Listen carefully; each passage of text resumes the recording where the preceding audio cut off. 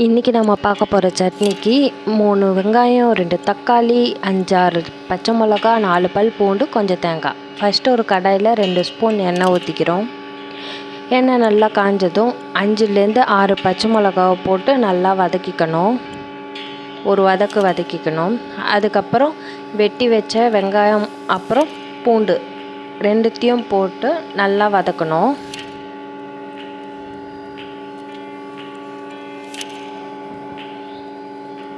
அந்த வெங்காயம் கண்ணாடி பதம் வர வரைய நல்லா வதக்கிக்கணும். நம்ம வெங்காயத்தை எந்த அளவு வதக்குறோமோ அந்த அளவு சட்னி டேஸ்ட்டாக இருக்கும். இப்போ தக்காளி வெட்டி வச்ச தக்காளியை போட்டுக்கலாம். நான் 2 தக்காளி எடுத்திருக்கேன்.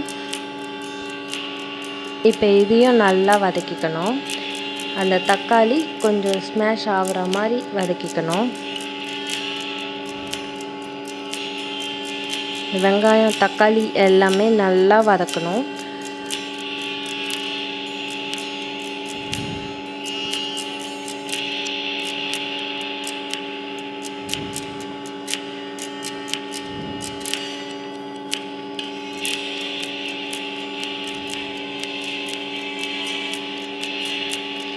எல்லாமே நல்லா வதங்கிடுச்சு. இதை ஒரு தட்டில் ட்ரான்ஸ்ஃபர் பண்ணி ஆற வச்சுக்கலாம். இந்த சட்னிக்கு இது நல்லா ஆறின பிறகு தான் நம்ம ஜாரில் போட்டு அரைக்கணும். இப்போ நான் இதை எடுத்துகிட்டு போய் ஆற வைக்க போகிறேன். இப்போ கொஞ்சம் ஆறிடுச்சு. இதை நம்ம ஜாருக்கு ட்ரான்ஸ்ஃபர் பண்ணிக்கலாம். அதுக்கு முன்னாடி இதில் கொஞ்சம் உடைச்ச கல்லையும் சேர்த்துக்கலாம்.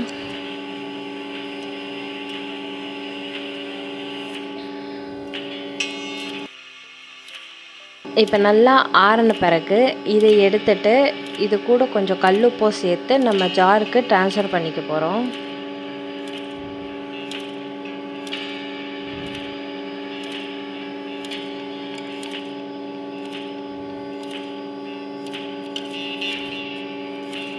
இப்போ எடுத்துகிட்டு போய் அரைச்சிடலாம்.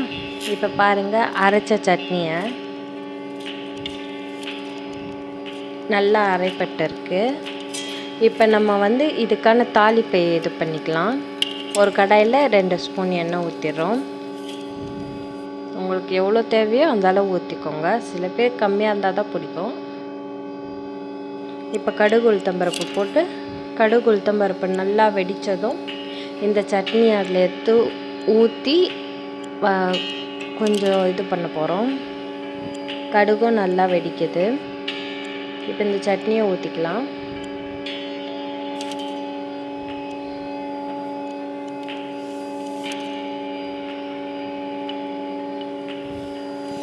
இப்போ இது கூடயே கொஞ்சம் தண்ணியையும் ஆட் பண்ணிக்கலாம். அதே ஜாரில் ஊற்றி கொஞ்சம் ஆட் பண்ணி நல்லா அதை கொஞ்சம் வதக்கிக்கலாம்.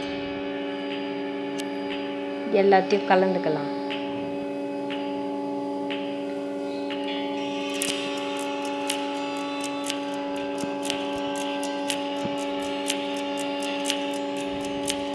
அவ்வளோதான், நம்ம ரோஜா பூ சட்னி ரெடி. ஊர் சைடில் இது ரொம்பவே ஃபேமஸுங்க. தக்காளி, வெங்காயம், பச்சை மிளகாய் இதை வச்சு இந்த சட்னி ஈஸியாக செஞ்சிடலாம். இது எல்லாமே எப்போவுமே வீட்டில் இருக்கும். ஸோ நீங்களும் இதை ட்ரை பண்ணி பார்த்துட்டு சொல்லுங்கள். உங்களுக்கு உப்பு கம்மியாக இருந்தால் தேவையான அளவு உப்பை போட்டுக்கோங்க. இப்போ இதை ஒரு சூடான 4 இட்லி கூட வச்சு சாப்பிட்டா செம்மையாக இருக்குங்க. நீங்களும் இதை ட்ரை பண்ணி பார்த்துட்டு எப்படி இருக்குன்ட்டு கமெண்ட்டில் சொல்லுங்கள். Thank you.